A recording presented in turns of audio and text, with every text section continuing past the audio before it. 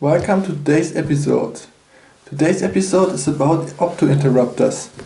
Now, some of you won't know what an opto interrupter is, but I have one right here. I found them when I tore down the HP printer, which I made a video of before. It's just a U-shaped kind of device, and now I will tell you how it works. There's an emitter and a sensor in this device, and the emitter emits infrared light over here.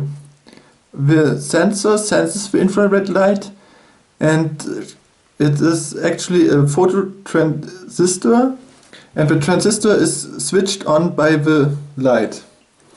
Now when you use something like my tweezers to get in between the path of the light, the transistor switches off. Now, so this is basically just an optical switch. I will open the shielding so that you can see how it works or how it looks. This white part is the infrared emitter. You can see here it's basically just a normal LED. On the other side we have the infrared sensor. I can't actually tell you how it works, but I know that it is triggering a transistor. What you can do with this device is very easy. You can switch on and off electronics if something comes in between the path of this. Now you usually won't want to use tweezers or anything else for that in particular, but you want to put the opto interrupter in a place where it is interrupted if some event happens. For example, you could hang it above the door in this kind of configuration, and you put a switch or some interrupter on the door. So when the door closes, the interrupter is interrupted and it won't send a signal. Every time you open the door, however, the light can flow freely and you can sense that the door is open. Another application of this kind of device are end stops. If you have a CNC machine or any machine in particular like a printer, and you want to read if your cartridge or anything moved into a certain position, let's say the start position, you can put a little thing on your device which parks in here, and it will send the signal now it's in the parking position. The thing with this particular opto interrupter is that it's destroyed when I desoldered it.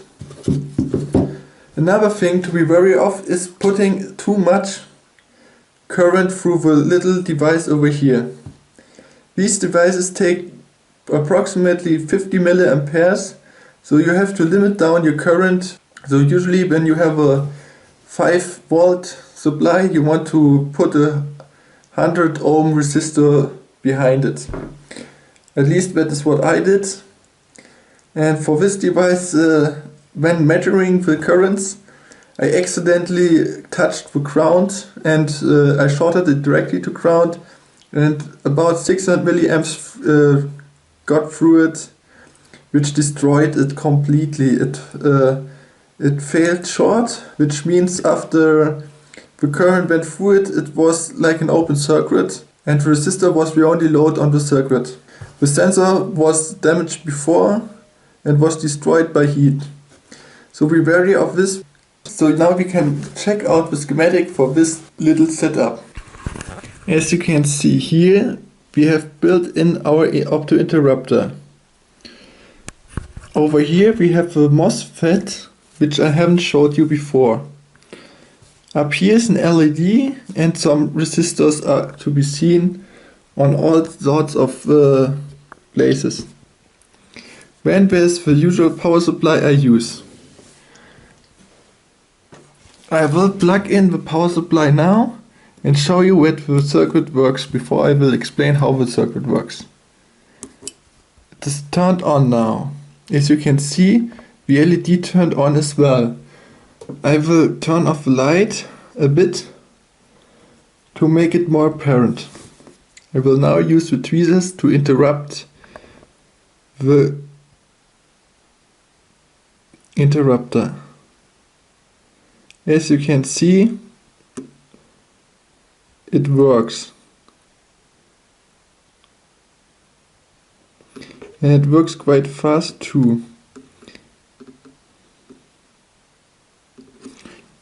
Actually, these are really good high frequency devices, and they can be used for more than end stops. You could, for example, depending on your device, put a rotary thing on your motor and count the RPMs.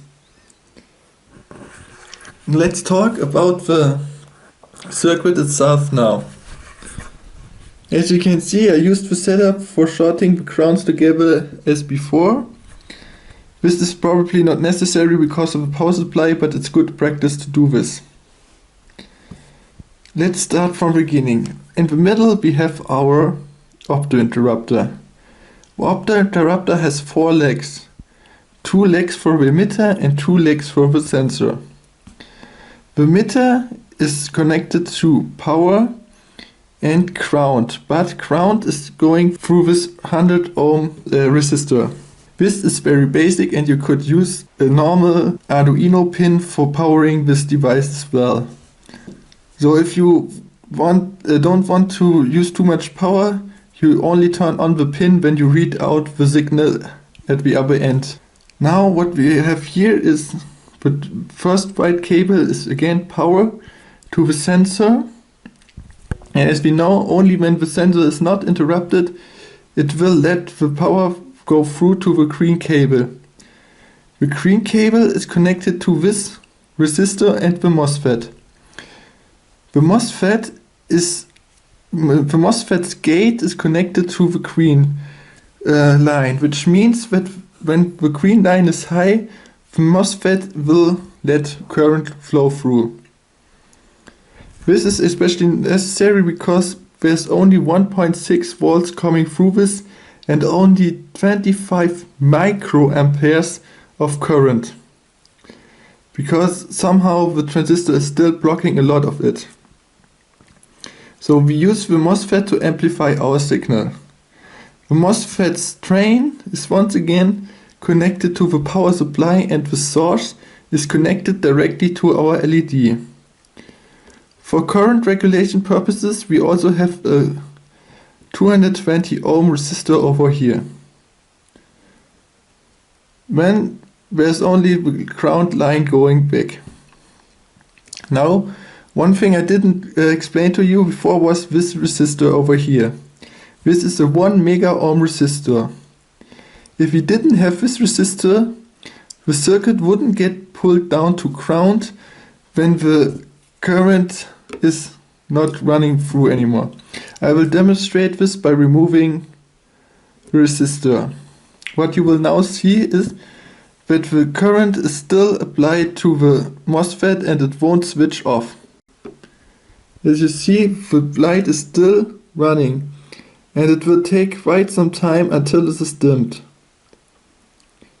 This is actually quite long. I had shorter periods of time before. And yeah, as you can see, it won't be dimmed to 0. This changed, however, with the 1 mega ohm resistor. It is so high because if it was lower, it would interfere with the current. The current would just go back to ground as soon as it comes here. But we wanted to go to the transistor. So we take a very high resistance and put it here. The current will only flow through the resistor if the MOSFET turns off, or if the green wire turns off. Now again, functionality is back. So that's an easy introduction to Opto interrupters. Some of these values I used might be dependent on your own Opto interrupter. There are several types of Opto interrupters, and not all of them are just like that. There are different widths between the emitter and source and other characteristics for the emitter. There are some that switch with higher frequency than others for different purposes. The high switching ones are usually used for the measuring of rounds per minute of motors. Another good idea for a project with an opto interrupter would be a circuit where you detect whether your door is open or not, and you also have another opto interrupter both connected to your Arduino, and the second opto interrupter sits inside a box. And when your keys are in this box and you open your door, the Arduino will make a sound through some speaker or something. But once you take out your keys and you put them in your pocket and you open your door, it won't make a noise, obviously. Which is very good to remember bringing your key outside. You will never ever forget your key again. But this is only one possibility. There are endless possibilities of the interrupters. Every time you have something moving and you want to know where it is moving, you could probably use an opto interrupter, especially if it has something like end stops. So thanks for watching this video, this time without an Arduino, but I will be using the Arduino in the near future again. Thanks for watching and see you again.